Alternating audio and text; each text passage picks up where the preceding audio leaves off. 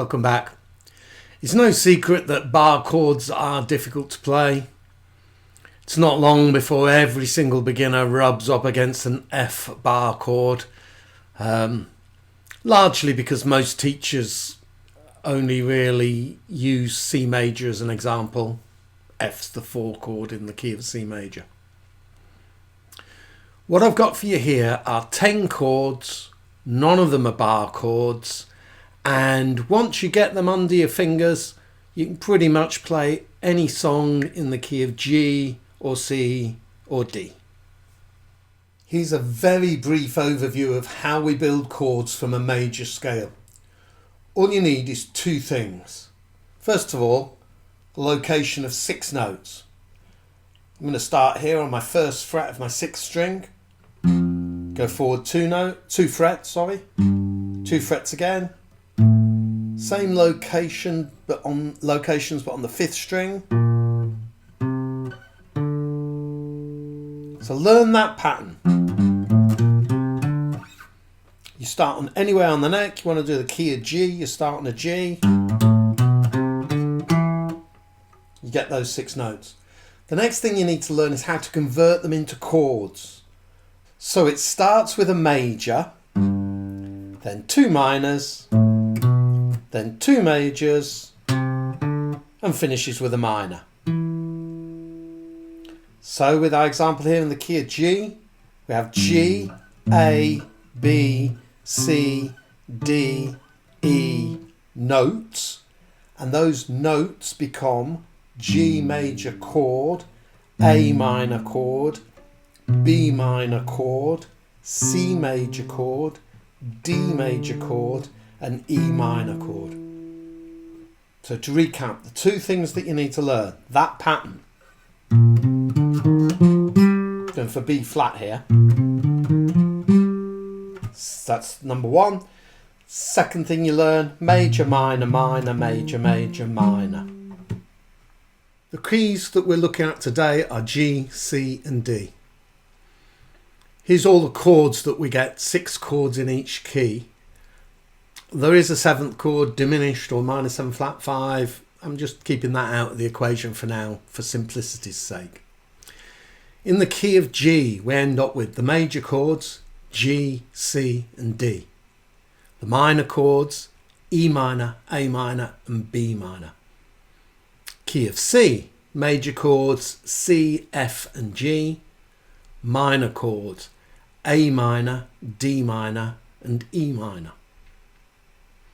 In the key of D, the major chords are D, G and A. The minor chords are D, B minor, E minor and F sharp minor. If you're paying attention, you'll have noticed that there's quite an amount of crossover. So the chord of E minor is in the key of D and in the key of C and in the key of G. For this reason, even though there's 3 keys, 6 chords in each, that's 18, but because of the crossover, there's only 10 different chords for you to learn.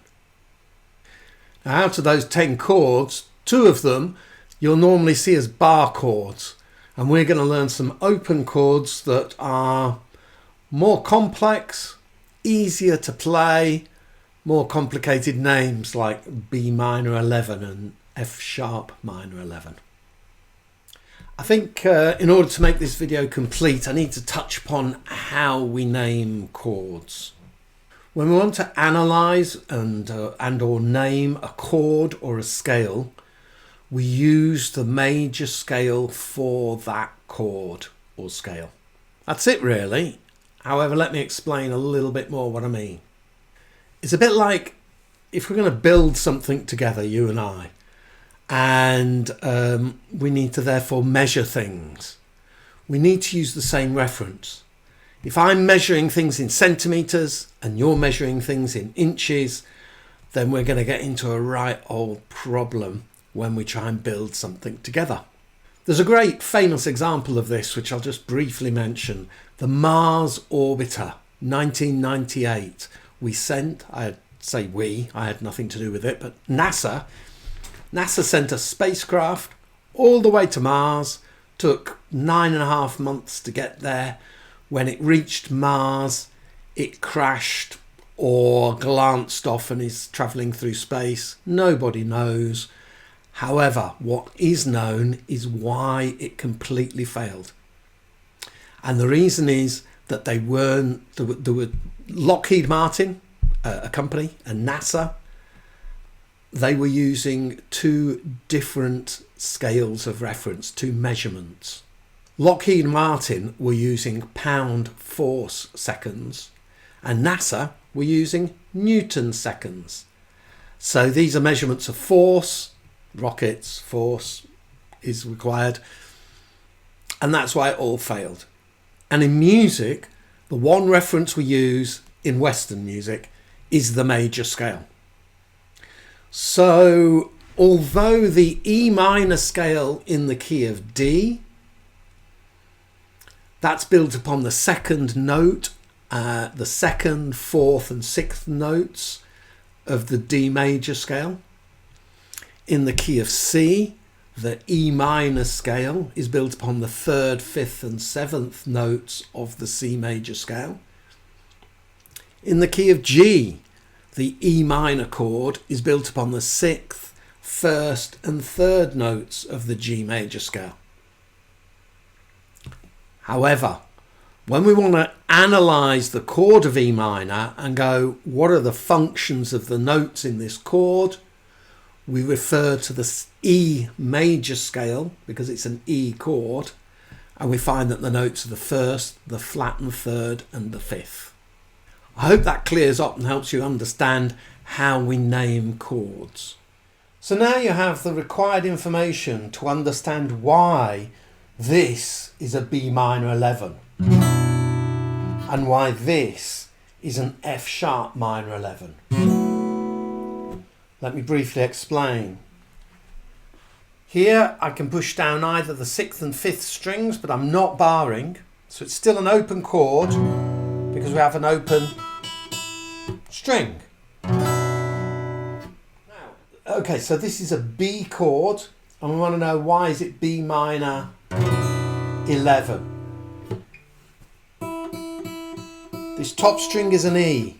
We refer to the B major scale because it's a B chord. We locate the E note within the B major scale. That's an E. It's the 1, 2, 3, 4. It's the fourth note. It's a high E though, it's in the second octave. So we count to 8 and then we carry on counting. 1, 2, 3, 4, 5, 6, 7, 8, 9, 10, 11. So E is the 11th note relative to the B major scale. This B minor with an E is therefore a B minor 11. Similarly, this is I'm giving you tab for these chords later, so I'm not being too slow about it. This is an F sharp minor. I'm taking it from that bar chord, but instead of barring with this first finger, I'm just pushing down second fret of the third string. So I've got the notes of F sharp minor, but I've also got top two strings open. So B string, we're looking at the F sharp major scale.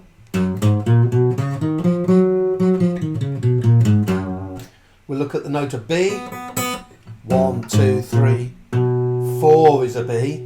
It's an octave higher.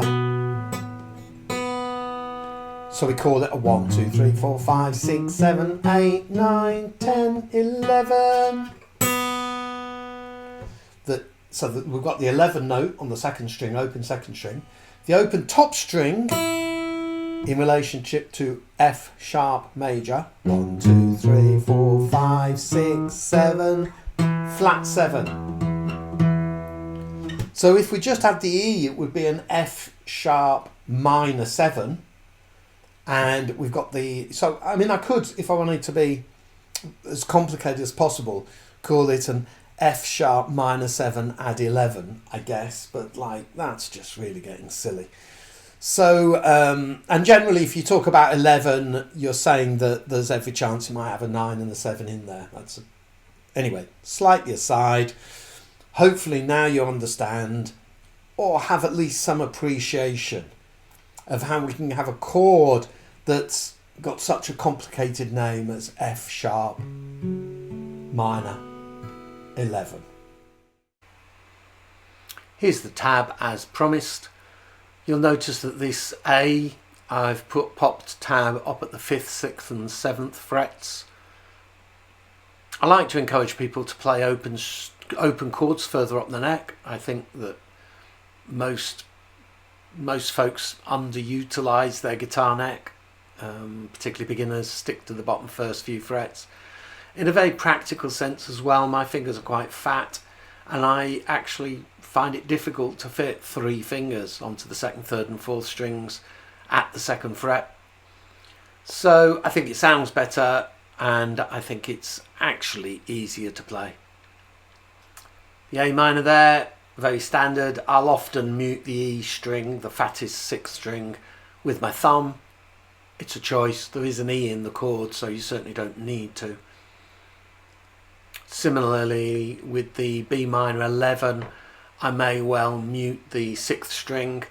Rather than with my thumb though, I would tend to do it with my index finger. So you want to be using your index finger to push down the 2nd fret of the 5th string. And then either, as I've tabbed out, also push the 2nd fret of the 6th string, or let that first finger touch the 6th string and in that way mute it. With a C chord, I often do a 4-finger C chord, so I will often press the 3rd fret of the 6th string down as well, or I will mute the 6th string. So although I've tabbed it as a 0, the chord's got an E in it, you can have that open E string. I don't like the sound much, truth be told.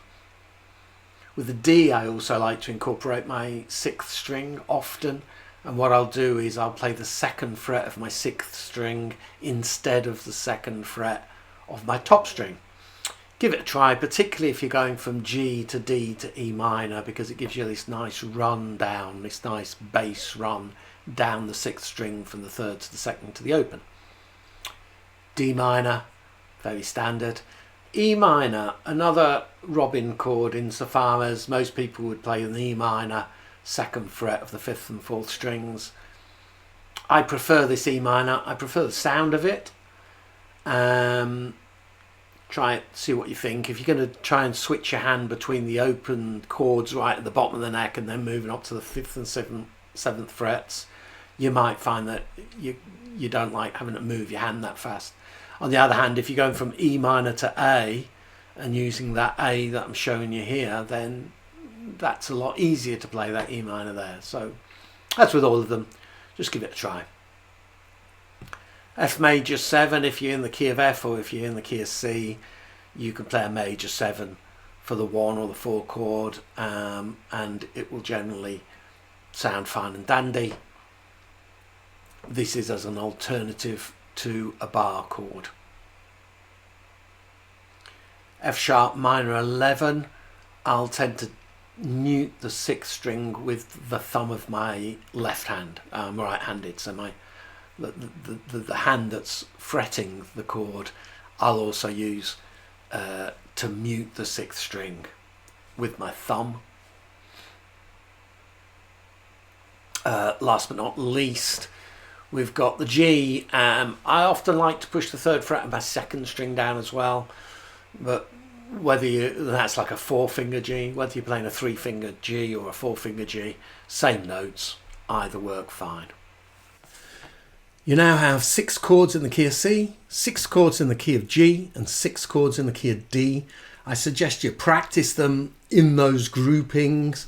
I suggest you recognise how to name them as numbers. So you've got chord 3 in G and chord 3 in C, and so on and so forth. We use the Roman numeral system to number chords. That's why you'll see Roman numeral 4 will mean, oh, this is a chord, as opposed to the number 4, which means it's a note.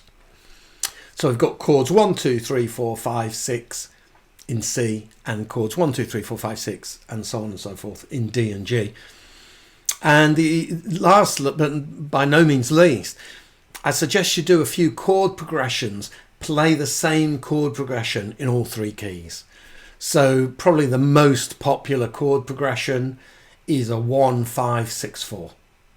So play a 1, 5, 6, 4 in the key of D, and then play a 1, 5, 6, 4 in the key of C, play a 1, 5, 6, 4 in the key of G, and by the time you get to there, you'll have a really good understanding and appreciation of what a key is, and you'll have chords under your belt so that you can play a song in either the keys of D, C, or G. I hope that's been really useful for you. I'm making 100 videos in 100 days. Please do like, subscribe, share, and comment. Comments. I love comments, so make a comment. Yeah, I hope to see you tomorrow. Bye now.